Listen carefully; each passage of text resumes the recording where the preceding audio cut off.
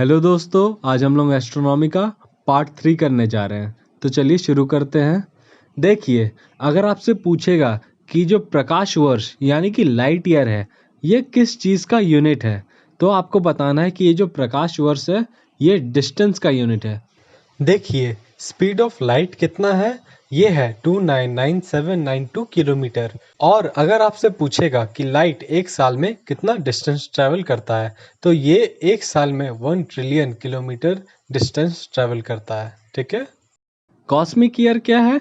Cosmic year वो time है जो हमारा सन लेता है अपना मिल्की वे का जो सेंटर है उसका एक चक्कर लगाने में। ये आपको पिछला क्लास में हम बता दिए थे, क्विक रिवीजन था ये। ठीक है। और एस्ट्रोनॉमिकल यूनिट क्या है? ये आपका एवरेज डिस्टेंस है किसका किसका बीच? सन और अर्थ का बीच का एवरेज डिस्टेंस है एस्ट्रोनॉमिकल यूनिट। और ये होता कितना है? ये होता है 14.96 करोड़ किलोमीटर और राउंड फिगर में 15 करोड़ किलोमीटर। ठीक है। देखिए, जब केपलर ने थ्योरी दिया कि प्लैनेट का जो ऑर्बिट होता है वो किस ऑर्बिट पे रिवॉल्व करता है, तो वो आपको हम पिछला क्लास में बता दिया, आप जाके देख सकते हैं। ठीक है। तो वो एक इलिप्टिकल पाथ में रिवॉल्व करता है, मतलब कि पूरा गोल भी नहीं है, पूरा अंडाकार भी नहीं है, एक थोड़ा चपटा पाथ। ठीक है। तो जो चपटा पाथ है, तो एक टाइम ऐसा आएगा कि वो सन का पास होगा अर्थ, और एक टाइम ऐसा आएगा कि सन से दूर होगा अर्थ। जब सन अर्थ का पास होता है तो वो जो डिस्टेंस होता है उन दोनों के बीच, उसको हम लोग पेरीहेलियन बोलते हैं। और इस पेरीहेलियन को हम लोग हिंदी में उपसौर बोलते हैं। ठीक है।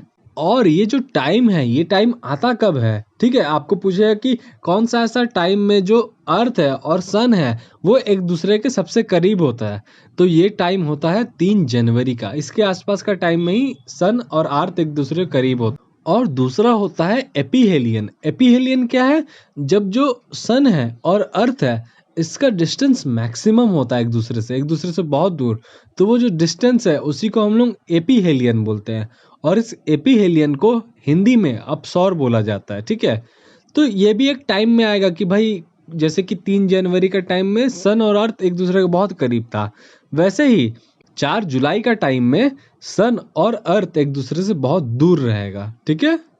देखिए, अगर आपसे पूछेगा कि जो अर्थ है वो अपना एक्सिस पे कितना डिग्री टिल्टेड है, तो आपको बताना है कि जो अर्थ है अपना एक्सिस पे वो 23.5 डिग्री टिल्टेड है, यानी कि टेढ़ा झुका हुआ। अर्थ कभी सीधा रिवॉल्व नहीं करता है। वो हम लोग बच्चा लोगों को डायग्राम में दिखा देते हैं, पर वो सीधा कभी रिवॉल्व नहीं करता है।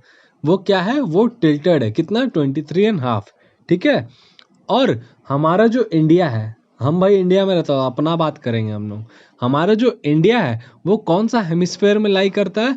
वो नॉर्दर्न हेमिस्फेयर में लाई करता है, मतलब कि नॉर्दर्न हेमिस्फेयर में आपका इंडिया पाया जाता है। देखिए, बहुत सारा बच्चा सोचने लगता है कि सर, सन पास में है मतलब हम लोग को उस समय गर्मी लगता होगा, और जब सन दूर में है तब हम लोग को ठंडा लगता होगा।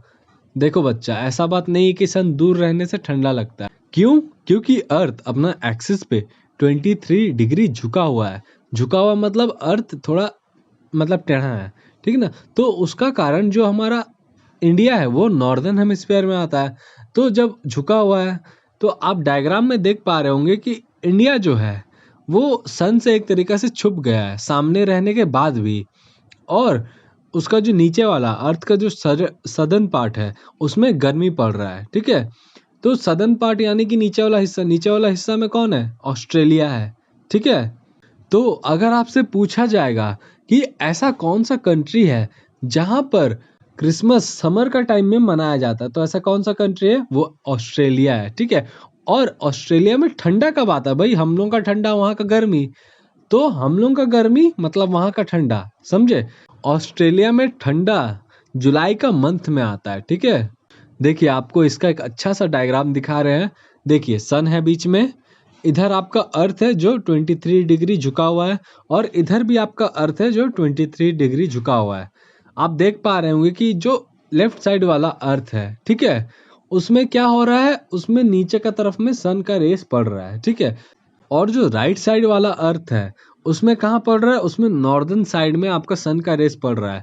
इसलिए जब मई अप्रैल का टाइम आता है तो उस समय सन ठीक हमारे मुंह पर ही अपना रेज यानी कि मारता है किरण, बोल के हम लोग को बहुत गर्मी लगता है उस समय। समझ आया?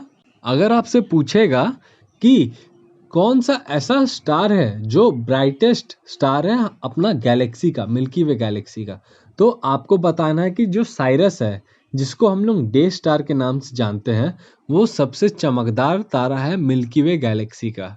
देखिए, बहुत सारा इंसान सोचता है कि भाई ब्रह्मांड बना कैसे, खुजली है सबका अंदर की, भाई कैसे भी खोज के निकालना है क्या कैसे हुआ। तो वैसे ही जो ब्रह्मांड है, यूनिवर्स, वो कैसे बना है इसके बारे में बहुत सारी थ्योरीज दी गई, ठीक ना। जिसमें सबसे पॉपुलर है आपका बिग बैंग थ्योरी। और ये जो बिग बैंग थ्योरी है वो किसने दिया? ये जॉर्ज लेमेंतेरे ने दिया, ठीक है। और देखो, यूनिवर्स बन रहा है तो उसका पीछे का, उसको बाद में क्या होगा, फ्यूचर में क्या होगा, उसके बारे में भी इंसान बताता है। तो एक तो और थ्योरी आया, सुपर क्रंच थ्योरी। वो बिग बैंग थ्योरी का ऑपोजिट है। और ये जो सुपर क्रंच थ्योरी है वो किसने दिया? ये एडविन हबल ने दिया, ठीक।